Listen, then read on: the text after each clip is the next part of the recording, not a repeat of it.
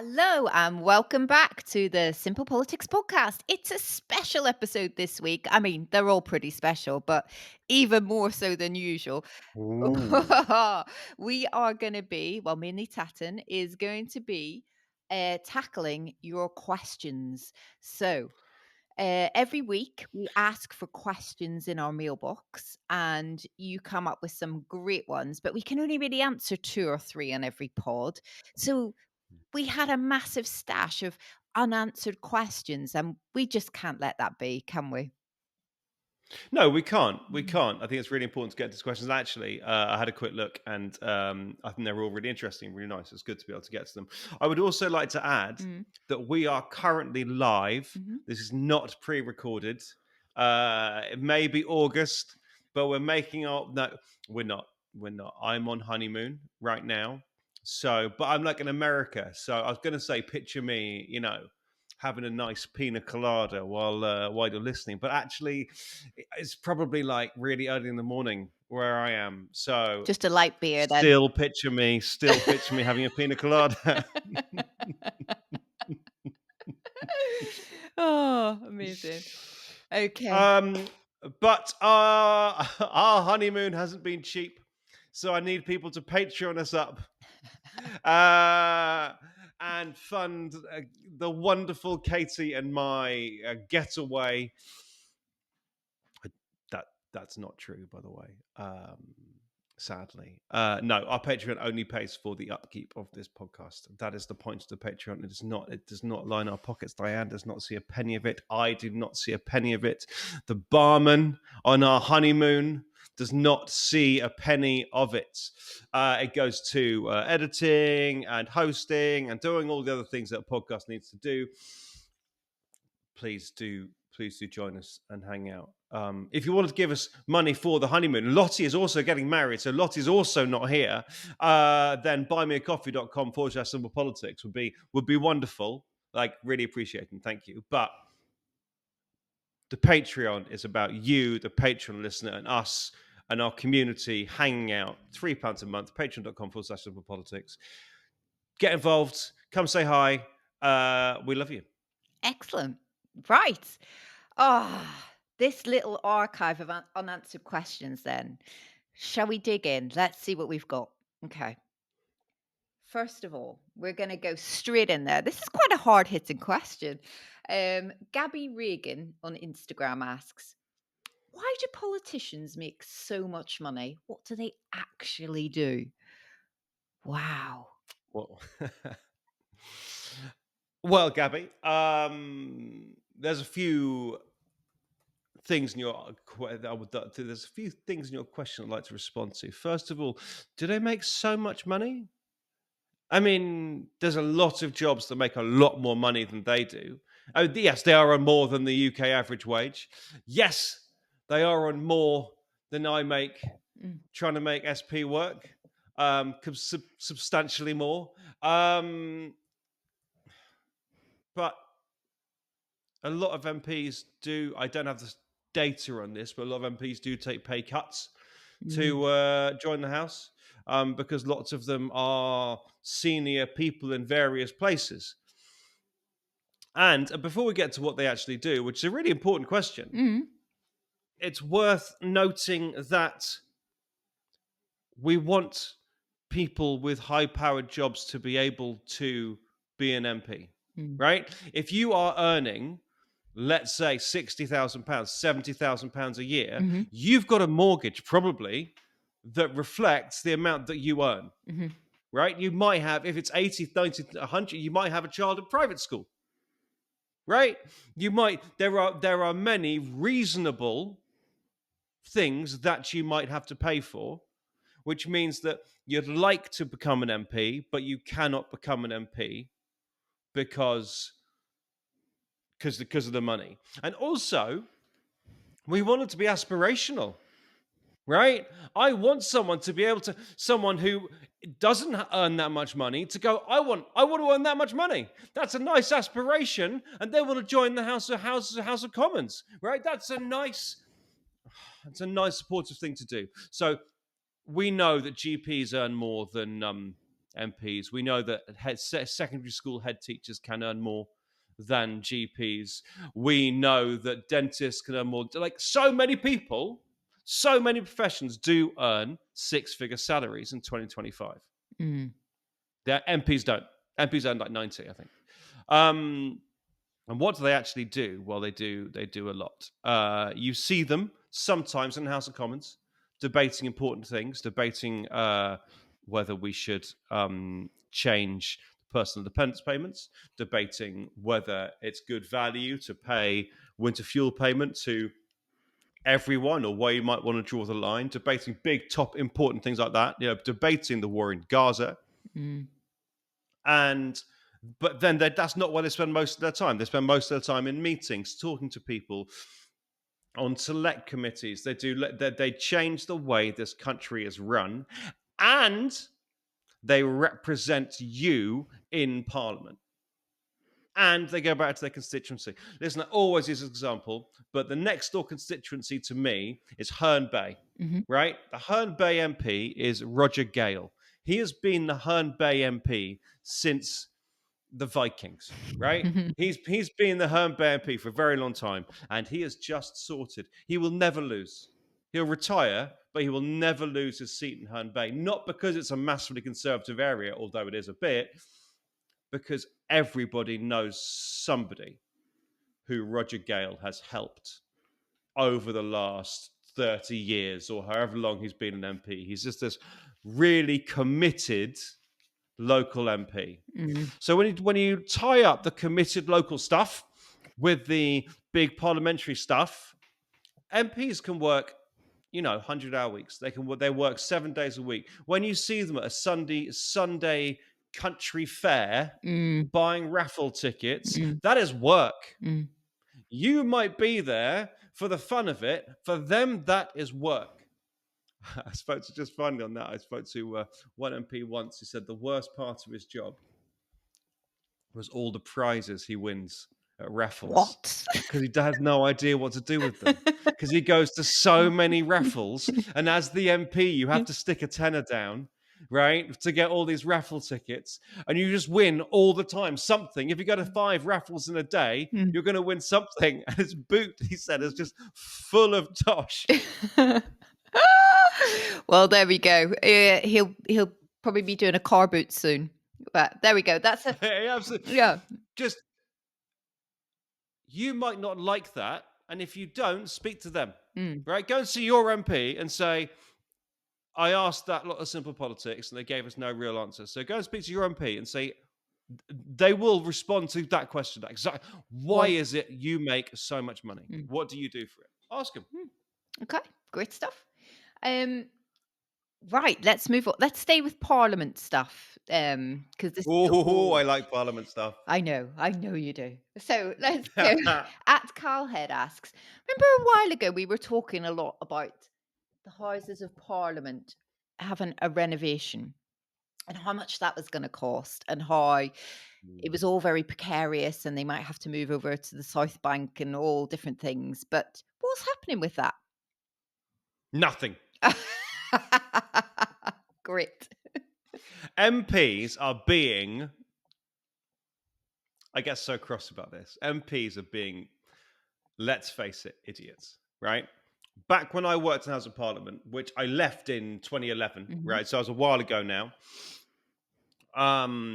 When you came out, like bits of it, you'd be in the Palace of Westminster, but then there'd just massive skips everywhere because there's so many bits were literally falling off the building Oh. that they would need to take it apart. Like there are people whose job it is to go up and down Parliament looking for fires Mm.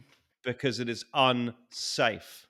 That building is unsafe. And in the winter, parts of it are bloody freezing. Mm. And in the summer, sometimes when it's a full chamber in the summer, you see they've all got their little plastic cups of water Mm. because Yes. it is sweltering in there. Yeah, yeah. The whole thing needs a massive, massive refurb, mostly because it's not safe. Mm. Right? And it's really expensive. And the reason they don't do it is because they all know that if they say we're putting aside 10 billion, to do the House of Commons or the whole House of Parliament, the Palace of Westminster, Mhm. then the Daily Mail would Mm. shriek about it. Also, to be fair, 10 billion is hard to find. Mm. You know, who is going to pay for it? Unless you get a sponsor, I suppose. Unless BP pay for its upkeep. Like it's tricky, even getting the money. But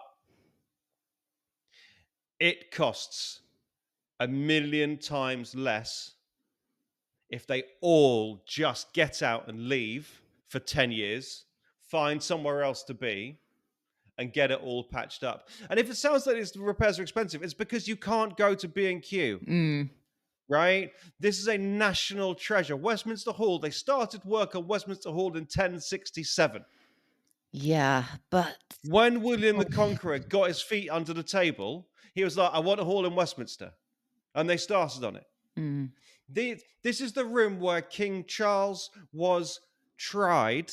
King Charles the First, not Charles the Third. That's not. Don't make that mistake.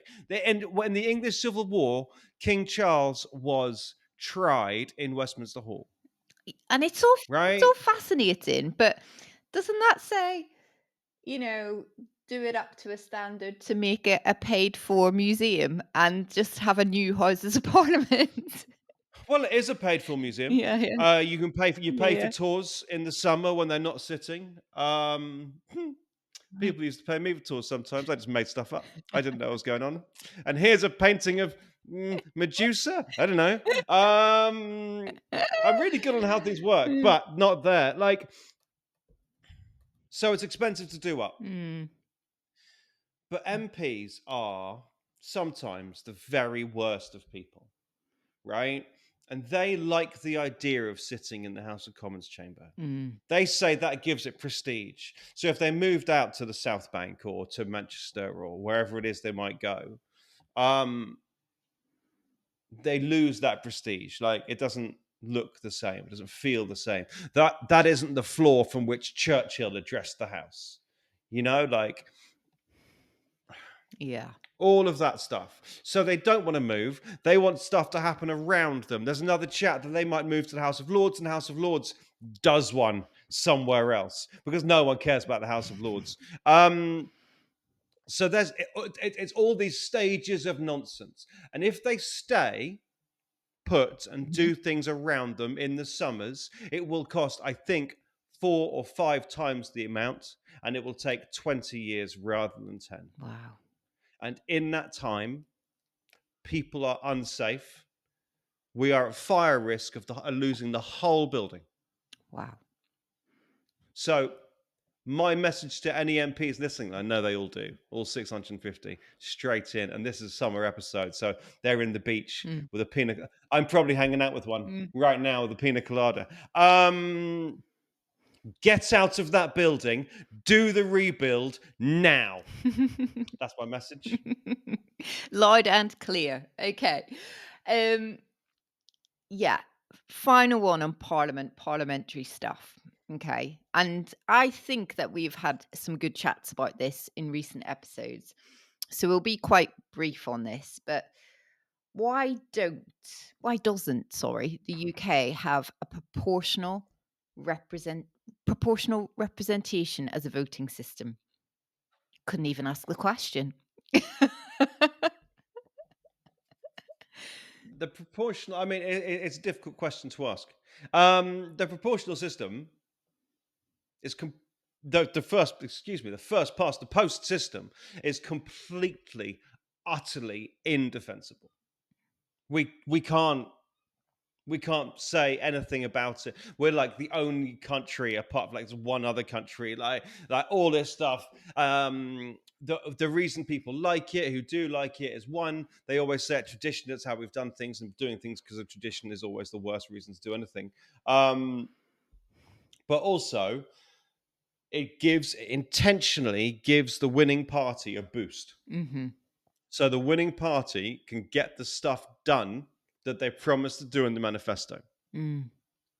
No hung parliaments, Mhm. no messing about. One party wins. And yes, that party could possibly have had 22% of the national vote, but that party wins and they can then do the things that they've done. And then in 5 years' time, if you don't like what that party's done, you get rid of them and you give another party a go, right? That's Oh, and there's also the constituency link. I was talking a moment ago about having your own local Your own MP, and that's quite person. cool. Yeah, yeah, yeah. Yeah. So, so that's what proponents say. And then people who don't say that or acknowledge that and also disagree say, fine, that's all fine, but they haven't been democratically elected. Mm. So maybe democracy is important. Do we care about democracy? Right? And you can see their argument that democracy is kind of Important. kind of cool. Yeah. Yeah, yeah.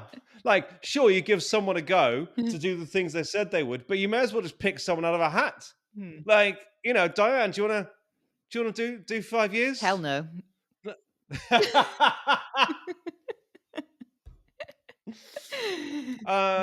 So obviously, proportional representation creates a government, and it's all very bitty. Like, if you had 100 MPs right now, you'd have like, I mean, actually, it's still because Labour won by so much, but actually, in terms of the vote share, they didn't. If you had 100 Mm, MPs right now, like 20 of them would be, or 10 of them would be reform mm, out of 100, let mm. alone out of 650, Yeah.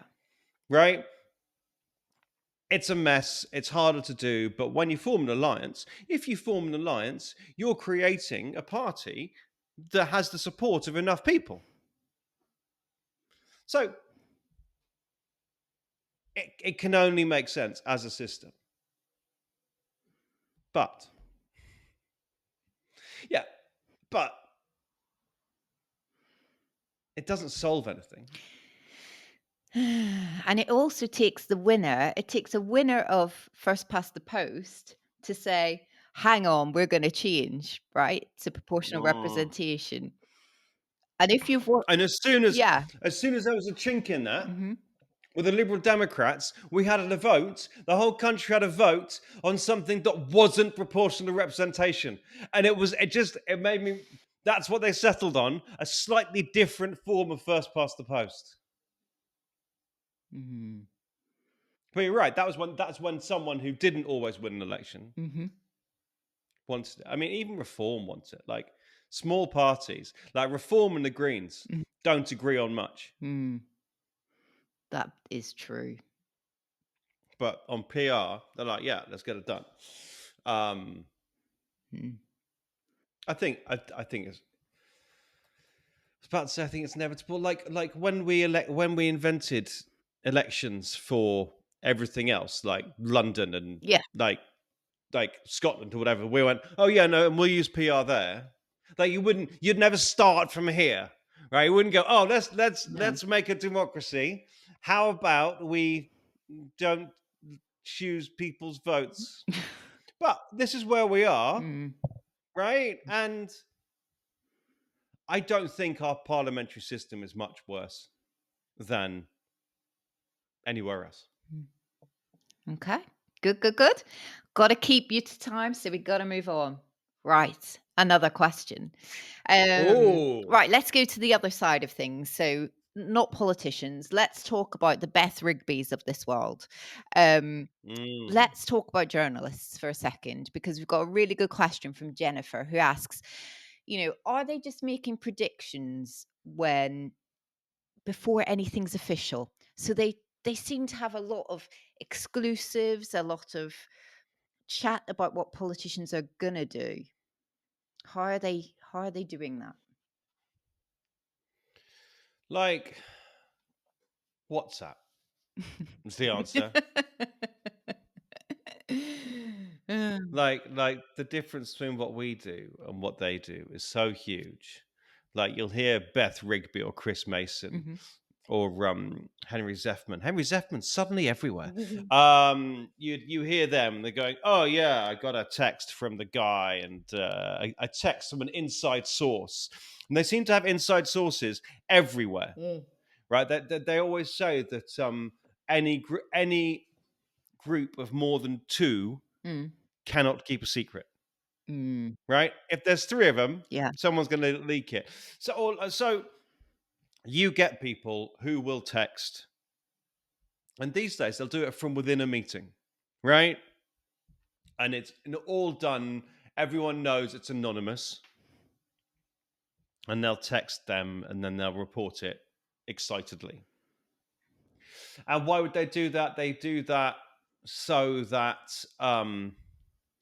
so that they have a close relationship with a journalist, so they can keep that sweet. Everyone wants to have a close relationship with a journalist, and also to get their points across. They're always going to spin it because that person's doing really well. I like that, or that person's doing really badly. I don't like that. Mm. So they have all this access, and they also love to have an exclusive, and the MPs love to give them exclusives because if it's an exclusive, it's going to likely to be splashed on the front page, Mhm. right? We've got this as an exclusive, so they get their policy or their announcement or whatever else on the front page of the newspaper.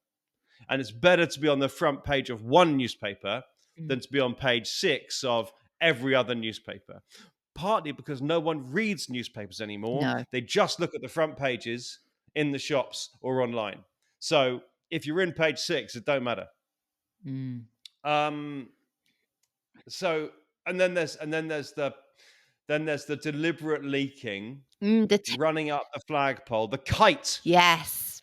Yeah, I was gonna say, I was searching for a phrase, testing the water. It's that stuff, isn't it?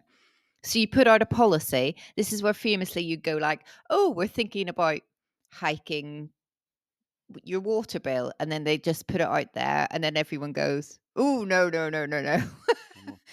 We'd hate that, and so you rein it back in and go, "Oh, no, it was never policy. It was just part of a meeting."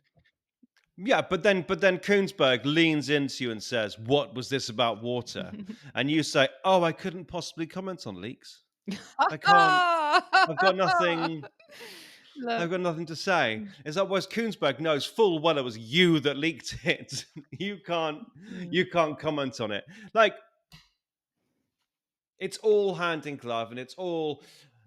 I think it's just the way the system is because we are SP works are completely the other end of things. mm, We just listen to what they say in the chamber a lot of our work comes from yep, there because that's a primary source for us. yep, That's a way of getting it straight from the horse's mouth.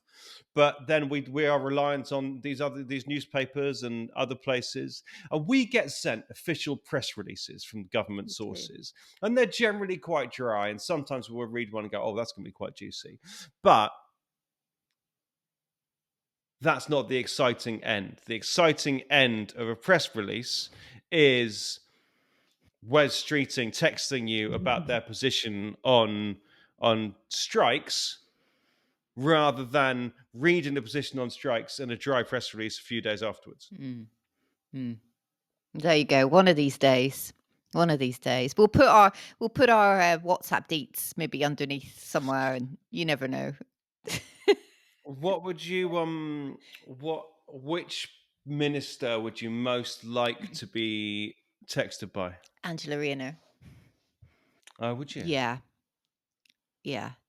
I would love to see whether she's uses a lot of emojis, which I'm imagining she does. Um, Yeah, yeah, yeah, yeah, yeah. and sort of what her chat's like. That's what I'm interested in. What about I you? bet she'd have good chat. What about you? I'd quite like to go Bridget Phillipson Okay. because I'd like to speak to her about how it must feel that every time anyone talks about a reshuffle, she's out. Right? Oh. She's not doing that terrible a job, I don't think. I mean, like whatever, you'll have your own views on that, but literally every time anyone talks about anyone moving anywhere in the cabinet, they go, "Oh yeah, Bridget Phillipson's out," Oh. and it must be so hard Yeah, that would to be. carry on in your job with journalists saying that all the time. Mm. Yeah, there you go. Okay, journalism, fascinating. It's not us, but we're into it. Yeah, Yeah. yeah. Right. I'm gonna ask a policy question. This is Oh, this has come from an account called Things I Photograph Sometimes, which it's a very lovely handle. I mean it is, unless it's quite sex pesty. No, I don't believe so. No. Okay, Good. Uh, I would just be worried. yes, okay. I probably wouldn't give them my number. But they ask, will there ever be any more high-speed rail? Oh, of course there will. There's going to be so much high speed rail. Spain's going to have high speed rail. France is going to have high speed rail. Japan are You very good name at it. it. Japan. Oh my God. Japan's rail is so fast. If they overshoot, they end up in the UK. Like, woof. There's going to be loads more high speed rail. I don't, we're just so bad at it. Mm, Like, the whole concept, everything in our people talk about bat tunnels and people talk about all kinds of things, but I don't even know what the official plan is anymore. But at one point, the high speed 2 wasn't going to go into London. It was going to stop near London. Like, where is the aspiration there? Like, to be fair, Royal Oak is in. I mean, it's in London, but it's not central London, and it's not where you can get a train to anywhere else, and it's not like it's not useful. We're not even trying. Like, it does cost us a lot of money, but we're not even trying with rail. or any We're electrifying or lines. any big infrastructure project, right? That seems to be our absolute Achilles heel in this country. I mean, it does. Like, I'm here in Kent, and we might get a second Lower Thames crossing, right? Mm, Because the Dartford Tunnel. I'm 44 now. I think I've spent roughly 7 years of my life on the Dartford Tunnel. Just sat stationary. Whereas the crossing, there's the bridge and the tunnel, so whatever. And it's, I mean, it's awful, and it has now been greenlit mhm. to have this tunnel, this Lower Thames crossing, which is going to be a tunnel both ways. It's too wide to be a bridge, I think, so it's a tunnel both ways. Is it going to happen? Don't know. Probably at the same time as this new runway at Heathrow. Mm. Um, I also live near a little airport that's trying to reopen, but it's going to be freight only. But the local newspapers know that no one's interested in the freight airport. So it's like, oh, we could be having passenger planes, could we? On their clickbait lines and go, oh, we're going to have passenger planes. No, No, no, we're not going to no. have passenger planes because it's been tried before and it's not financially viable. I mean, I can't. It used to be when I moved here, I could get a train to Paris from Ashford. Can't do that anymore. They only go from St Pancras. Not financially viable. So I we need to get it done. Get some of this stuff done. Not necessarily, planes at Manston. I can see that's niche. Um, because our whole country, it's a productivity issue. Mm, If it takes a lorry or somebody 2 hours to cross the Dartford crossing, mm, that is money lost. yeah. The economy is losing money. If you can't fly out of Heathrow, and it's easier to go out of Schiphol in Amsterdam, then you might do that. Like, or someone might not even come to the UK because it's a bit trickier. If you're planning a trip to Europe, Mm, whatever, like you might fancy going to see stuff falling off the walls at Parliament. But apart from that, like you might not do it. We are losing money. We're losing money because the brightest and best in our country are spread all across our country, and we're not accessing them mm, unless they want to move to Manchester or London. yeah, Not even Birmingham particularly anymore. Like, there are people who live in Barrow and Furness who are really clever and really creative and really wonderful. And we need to make it easier for them to get into, I don't know, Leeds, is that near them? I don't know exactly what, but the point is, or York or whatever it is, connectivity creates growth. mm, And so we need to sort it out. mm, Things people are making like nice sounds about this Lower Thames crossing. But it just takes so long. It takes so long, partly because it's a big tunnel under a big river, right? I don't know if you've ever tried to dig a hole at the beach. yeah. It takes like literally all day to go like a meter down. Yeah. Mm. right? Mm. And they've got to go more than a meter down, and there's rocks and stuff. It's hard. Yeah, tricky. Okay. Final question. No, this is a fun one because I want to end on a high note. We've done some really, I think, some quite deep questions in this podcast to get through our pile of unanswered questions. But this one is from Callum, and he asks if Parliament had some kind of entrance music, what would Yes. yeah, Yes. like the wrestling. Yes. Yeah. Yeah. What would ministers walk into? So say maybe like 11:59, PMQs is about to start. What's gonna blast through the speakers before everybody sort of settles down and, gets into PMQs? No, because you'd have to have a speaker.